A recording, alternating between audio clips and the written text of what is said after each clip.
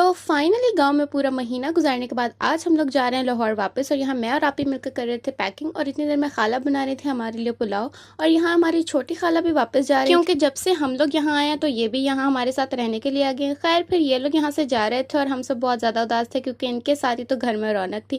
खैर फिर इनको सी ऑफ किया। हमारा तो बिल्कुल दिल नहीं था कि ये लोग यहाँ से जाएं, क्योंकि इन्हीं के साथ तो रौनक थी घर में। खैर जाना तो हम सब नहीं था। जब ये लोग चले गए तो उसके बाद हम लोगों ने की अपनी पैकिंग और सारे सामान को गाड़ी में सेट किया और फिर निकल गए अपने घर के लिए। गाड़ी को रिफिल करवाया, उसके बाद हम लोग निकल गए अपने सफर के लिए। हम लोग तो सारे रास्ते सोते आए, पता ही नहीं चला कि कब हम लोग लाहौर पहुंच चुके थे। सुबह फजर के वक्त आंख खुली तो देखा finally we will in Lahore.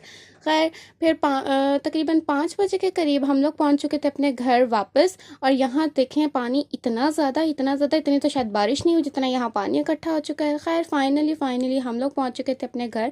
घर आकर जल्दी से बस सारा सामान निकाला, लॉक शॉक खोला और फिर हम लोग तो गए थे सो।